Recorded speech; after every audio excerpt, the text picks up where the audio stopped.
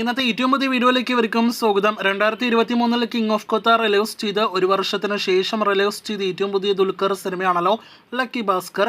സിനിമയുടെ 12 ദിവസത്തെ global box office collection ഇപ്പോഴത്തെ പുറത്തു വന്നിരിക്കുകയാണ്.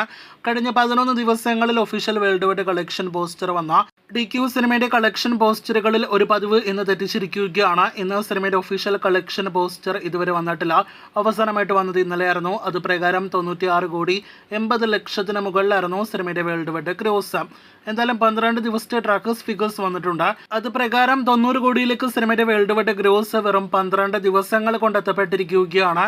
90 കോടിയിൽ 25 കോടി വിദേശ രാജ്യങ്ങളിൽ നിന്നുള്ള സിനിമയുടെ കളക്ഷൻ ആണെങ്കിൽ ബാക്കിയുള്ള 65 കോടി ഗ്രോസ് കളക്ഷനും ഇന്ത്യൻ ബോക്സ് ഓഫീസിൽ നിന്ന് ലക്കി ഭാസ്കർ എന്ന സിനിമ നേടിയെടുത്തതാണ്. സിനിമ ഇന്നലത്തെ കളക്ഷനോടെ തമിഴ്നാട്ടിൽ മാത്രം 10 കോടിയിലധികം ഗ്രോസ് കളക്ഷൻ നേടിയെടുത്തു എന്നൊരു റിപ്പോർട്ട് കൂടി ഇന്ന് വന്നിരിക്കുകയാണ്.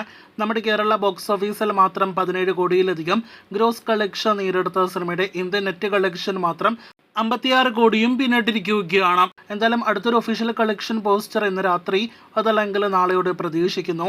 അത് സിനിമയുടെ 100 കോടി പോസ്റ്റർ തന്നെയാക്കും.